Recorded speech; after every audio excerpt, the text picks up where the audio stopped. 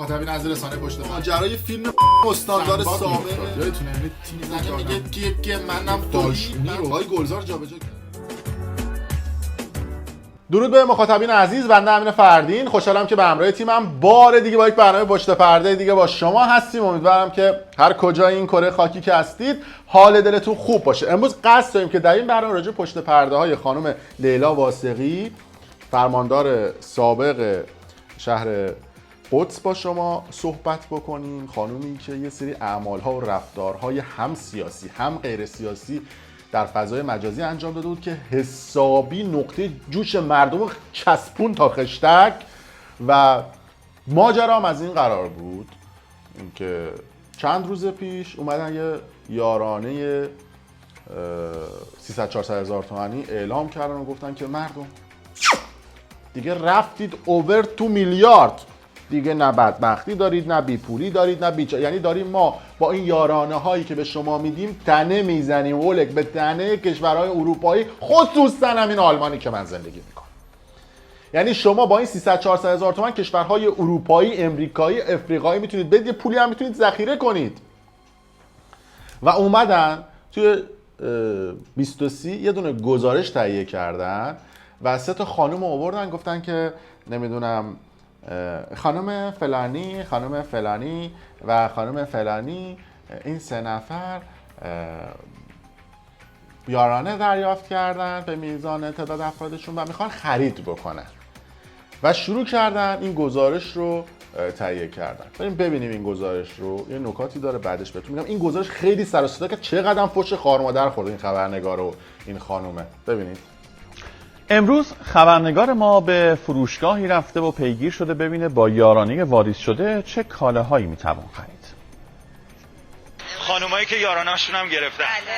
خانم علیزاده سرپرست یک خانواده 3 نفره است که چون دهک سوم نفری 400 هزار تومان یارانه گرفته. 1,200,000 برای من واریز شده. خانم زنگابادی هم از یک خانواده 4 نفریه که چون دهک هفتم نفری 300 هزار تومان یارانه گرفتن. خانواده 4 نفره نفری 300 تومان برامون یارانه واریز شده. خانم استاد مرتضی سرپرست یک خانواده 3 نفره است که چون دهک هشتم نفری 300 هزار تومان یارانه گرفتن. یعنی 900,000 تومان واریز شده. حالا ماجرا چیه؟ باهاشون همراه شدیم تا ببینیم آیا این خانوم ها با یارانه‌شون میتونن برای 1 ماهشون 4 کالای اساسی مرغ و تخم مرغ و روغن و لبنیاتو که یارانه نقدیشو گرفتن خریداری کنن؟ میشه گرفت با این یارانه؟ انشالله که میتونیم. یه شونه تخم مرغ در 1 ماه لازمه. 2 تا برداشت برای 1 ماهتون کافیه؟ من آره 1 ماه کافیه. منم 2 تا کافیه. ما 4 نفر بود خانواده‌تون. خانوما وسط خریداشون یه جایی حساب و کتاب کردن و دیدن میتونن با یارانه‌شون علاوه بر 4 کالای اساسی کالاهای دیگه هم خرید کنن. من الان برنج برمی‌دارم. بعد این برنجی که ما برداشتیم 10 کیلوییه. توی 1 ماه 10 کیلو برنج نمیخوریم 3 نفر. حالا نوبت میرسه به حساب و کتاب. اول خانم زنگابادی خانواده 4 نفره با 1,200,000 تومان یارانه. تخم مرغ 20 عددی 37,700، شیرشون 9,900، پنیر 25، ماکارونی رشته‌ای، روغن سرخ کردن، جمع مرغشون شد 284. پاکستانی هم 300,000 تومان. 819,500. 819,500. گفتم یه چی از تاش میمونه. آره خرید خوبی بود. خانم علیزاده هم یه خانواده 3 نفره است با 1,200,000 تومان یارانه. عددی 37,700. 2 کیلو 600 گرم مرغشون، روغن مخلوط، روغن سرخ کردنی، ماست 34,200، شیر نایلونی 6,750، پنیر 25,100، شیر پرچرب 6,900، ماکارونی فرمی 19,200، ماکارونی پروانه‌ای هم 31,000. 10 کیلو برنج 185 تومان. 738,400. هزینه ایشون خوبه؟ بله 1,200,000 برام ریخته بودن. شکر الحمدلله خدا روزی رسونه. و اینم فاکتور خانم استاد مرتضی خانواده 3 نفره‌ای که 900,000 تومان یارانه گرفته بودن. مبلغ خریدم شده 860,000 تومان و من دریافتیم 900,000 تومانه. به هر کسی یارانه 900. یه چیز حدود 40 تومان مونده. حدود 300-400 تومان مون تو حساب. بله اونم میمونه برای خورده ریزاش دیگه. 300,000 خورده ایمون تو حساب. بله به قول دوستمون میشه برای خورده ریزا مثل کره و خامه و اینا اگه حالا بچه‌ها دوست داشتن بتون براشون. ما هر ماه برنج نداریم. من میتونم با یارانه ماه دیگه اقلام ضروری دیگه منزلمو تهیه بکنم. یوسف سلامی، خبرگزاری صدا و سیما. وحدت شیعه و سنی. بله شما با 1,200,000 تومانی که در این گزارش دیدید میتونید اوورت مولتی میلیاردری زنده کنید. تازه یه چیزی هم تهش موند. بعد شما توجه کردید، الان میخوام باگای این گزارش رو براتون بگیرم. کلا نون که دیگه سرش نون مردم نمیخورن، نوشابه و این دوغ و این اصلا پنیر و اینام که کلا اینا مثلا یه پنیر میگیرن، یه قالب پنیر میگیرن، یه ماهه میخورن، یه قوطه پنیر زمان پیامبرم بود با نان و اینا میخورن، تموم شده اینا. شیرم که بله شیر تا 1 ماه میمونه. حالا دیگه بنزین کی میزنه آقا؟ برای چی بنزین میزنی؟ قیمت بردن بالا یارانه‌شو دادن دیگه. بنزین کی میزنه؟ کرایه خونه که مشکلی نداره، چادر میزنید اینور و اونور و اینا دیگه ربطی به یارانه نداره. و از این صحبت پفک اصلا ضرر داره واسه بچه و اینا. پول تلفن و جارو اینا هم که اصلا اینا یارانه‌شونه، اینا که اصلا چه کاری اینا که ما به شما 1,200 خورد و خوراکتونه دیگه. مردم اینا چی فکر کردن؟ بعد حالا نکته داره، این خانومی هم که اینجا هستش و خودش رو خانم علیزاده معرفی کرده، کاشف هم اومده، یه شخصیه به اسم خانم لیلا واسقی که ایشون یکی از فرمانداران یکی از شهر قدس اطراف تهران هستش و حالا راجع به ایشون هم صحبت میکنیم. اول راجع به یارانه ها بگیم، راجع به این ویدیو، راجع به خانم لیلا واسقی که تو این گزارش به عنوان خانم علیزاده آورده بودنش و باش مصاحبه کرده بودن هم صحبت میکنم. چون مردم عادی اینا میرفتن باشون صحبت میکردن، فوش خواهر و مادر میکشیدن و هم جد آباد هم خبرنگار همون کسی که این یارانه ها رو اینطوری تصویب کرده. مردم عادی تو کف خیابون رو برید ببینید راجع به این موضوعات چی صحبت میکنن. قابل توجه این دوستان، توی آلمان یارانه‌ای که میدن، شما هم دارید یارانه میدید دیگه. من آلمان رو مقایسه میکنم برای خیلی از مخاطبانی که توی ایران هستن. هولوش ما میگیم 400 یورو حقوق ماهیانه به کسانی میدن که کار ندارن و بیکارن، حالا به هر دلیل، یا میتونن مریض باشن یا مشکلاتی دارن یا تازه من بهشون میگن حقوق بیکاری. هولوش 400 خورده ما میانگین میگیریم 400 یورو بهشون میدن.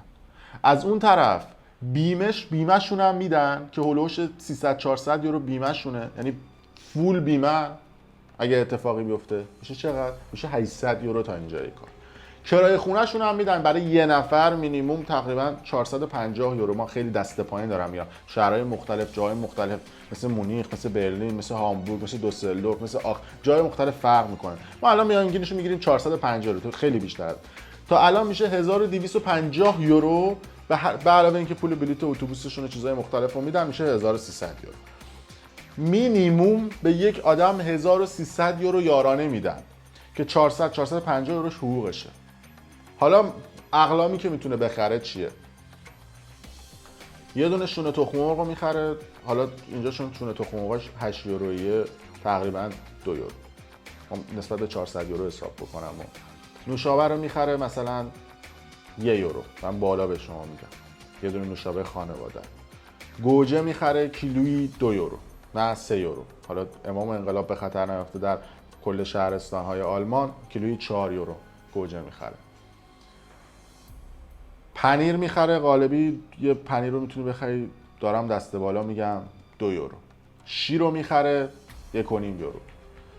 گوشت و مرغ رو میخره کیلویی 5-6 یورو. گوشت رو میخره کیلویی 5-6 یورو. نمیدونم استیک هست میتونید بخرید، استیکاش 9 یوروه. بازم بگم جمع بزنید نسبت به پولی که به عنوان یارانه میدن و نسبت به پولی که شما میتونید خرج بکنید.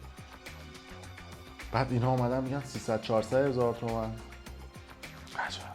حالا دعوا الان تو فضای مجازی این خانومیه که به عنوان یه دونه بازیگر آوردنش تو این کلیپ داره بازی میکنه و برین تصاویر فرماندار سابق شهر قدس رو مقایسه بکنید با این خانومی که تو این فیلم بوده. هم چادر، هم صورت، هم صدا، هم مقنعه، هم عینک و همه چیش مونه میزنه با هم دیگه. و ایشون رو آوردن به عنوان خانم علیزاده معرفی میکنن به مردم. اما نکته داره این خانم علیزاده.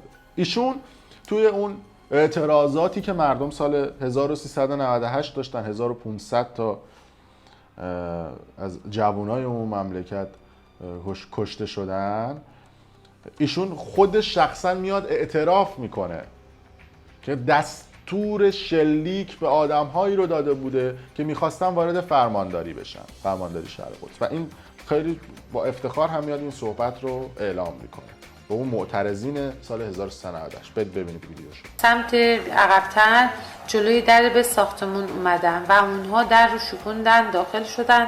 لباسش همونی که میبینی، لباسش باز که اگه میتونی بزن، چون میدونستن نیروی انتظامی دستور شلیک رو از بالا بشن، ولی ما داده بودیم.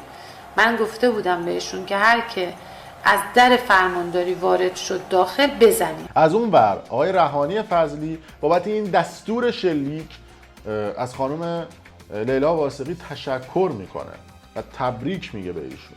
اینو هم ببینید. من واقعا خیلی ازشون تقدیر و تشکر کردم. به هر حال شهامت و جرأت و مسئولیت پذیری ایشان بود. در سلامت به سر میبرن. بله الحمدلله. و از اون باحالتر این هستش که خانم لیلا واسقی که متولد 1351 هستن، با بررسی سوابق تحصیلی ایشون به نکات جالبی رسیدیم. ایشون توی دانشگاه دولتی روسیه دکترای کشاورزی خونده و توی دانشگاه دولتی تاجیکستان دکترای اقتصاد بین الملل گرفته.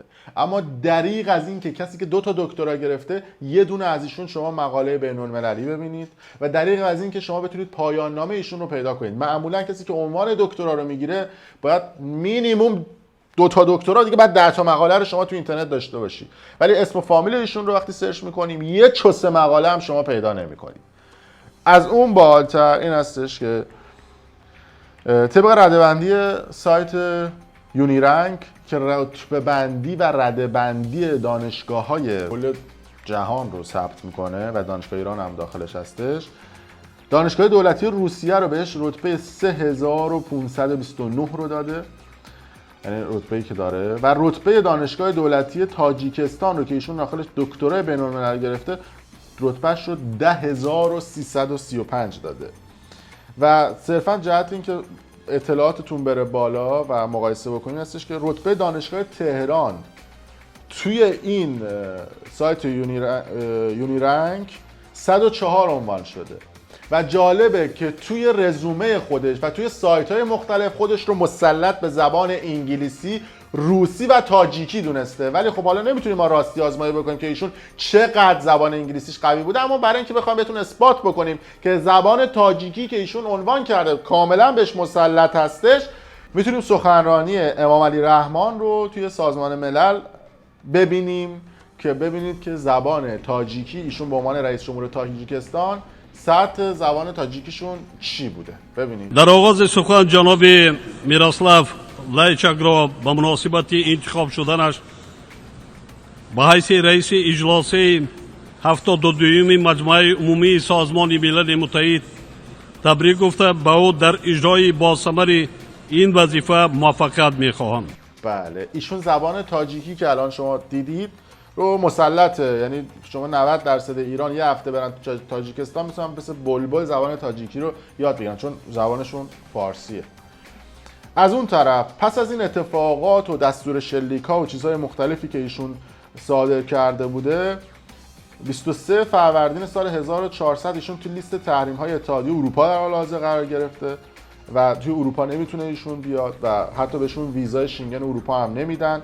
و در تاریخ 16 آذر 1400 ایشون توی لیست تحریم‌های امریکا هم قرار گرفته. کسی که آوردن توی تلویزیون به عنوان بازیگر دریافت یارانه ها آوردنش و خیلی شیک و مجلسی سر مردم و کلاه گذاشتن.